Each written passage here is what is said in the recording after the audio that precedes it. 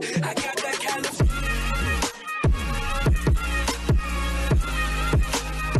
Everybody knows that traditionally the manga always comes before the anime, as the manga is always serialized first and then an anime adaptation comes along to bring the story to life in a much more lively and colorful setting.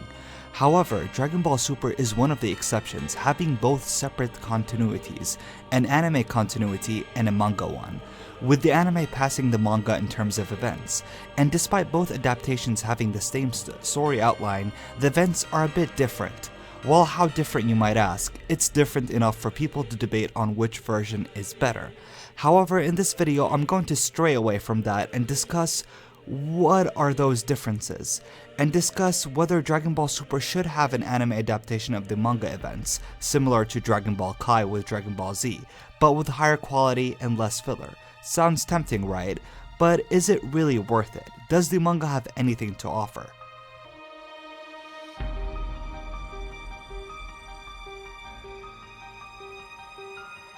One of the biggest praises one could give the manga of Dragon Ball Super is its art style, which quite differs from the anime's art style. Now, before I dip my toes in how great the art style is in the manga, I must dispel one thing at first, is that a lot of people take the term art and confuse it with animation, because I'm not here talking about the animation, I'm talking about art style, which basically refers to character design, model, and color.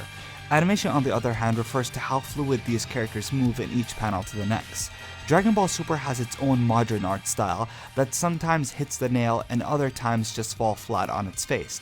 But we're not here talking about the art inconsistencies, but rather the difference in the manga, where the art is heavily inspired by the original author Akira Toriyama, and that is no surprise since the artist of the Dragon Ball Super manga is none other than Toyotaro, who, believe it or not, was the one who wrote the fan manga Dragon Ball AF. He clearly had so much passion for the franchise back then, and his passion is rewarded with him being in charge of drawing the Dragon Ball Super manga. In fact, in an interview last year, Toriyama praised Toyotaro by saying he's the closest out there in completely replicating his style, making Toyotaro the true art successor of Toriyama. I mean, just look at those drawings. You could see that there was so much care and passion behind them. Toyotaro also implements awesome Easter eggs that the anime have missed, with Vegeta and Goku posing when they trained in the Room of Spirit and Time, and you also get this really awesome callback from a classic moment in Dragon Ball Z when Cell got hit by Vegeta's final flash. Like, all I can say, the manga provides so many awesome visuals that I would love to be seeing animated.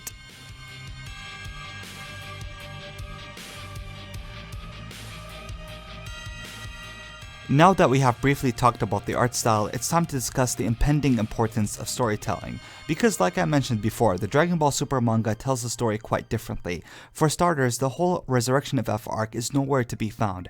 It's entirely skipped. Well, not really skipped, the events were briefly mentioned in Chapter 5. However, the Frieza arc was not shown in the Dragon Ball Super manga, but rather a promotional manga for it was done to promote the movie of Dragon Ball Z, Resurrection of F, so it doesn't really count as part of the Dragon Ball Super manga. But moving along, the manga offers a more cohesive and structured storytelling. It takes a lot of care in building up moments, explaining why someone like Vegeta would lose to Hit, but Goku doesn't, why Trunks improved and how he defeated Dabura. We see Trunks training with the Z-Sword, and we see Beerus and Champa have an immense fight by punching planets into oblivion. It's more exciting than the anime version. It's also offered a never-seen type of battle in Dragon Ball. We also see in the very first chapter Goku visualizing all his past enemies in such a beautiful artwork, which I just simply wish we have seen in the anime. The manga also is very consistent with making Goku the one who learned the Mafuba to be the one who actually uses it against Zamasu, and not Trunks by watching a YouTube video. Also, Gowasu and Supreme Kai are being utilized rather than just sit there and do nothing.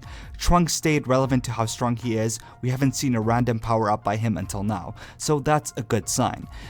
Vegeta and Goku both utilized the Red Super Saiyan God form in their fights. Vegeta took it a step further by switching between Blue and Red to fight Goku Black. It's really nice seeing Vegeta fight so strategically.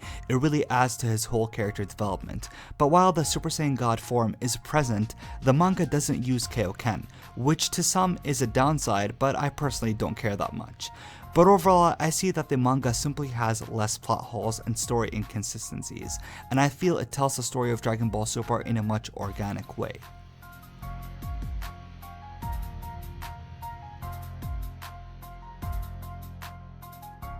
Now, I haven't mentioned all the differences of the manga and anime because this is not the purpose of my video.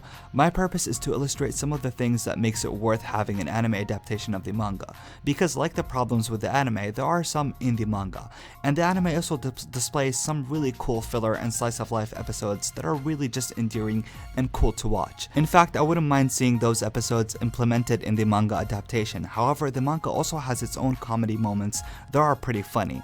So in essence, they both offer different experiences to the same story, and one day I'd like to see the manga being animated with higher quality budget and with an art style exactly like the manga, but that's just my opinion. How about you guys tell me what you think? What do you like about the manga? And would you like to see the manga being animated one day? Tell me in the comment section down below. But other than that, I was your host Moodzi. Please like the video, comment, and subscribe for more Dragon Ball videos. Thank you.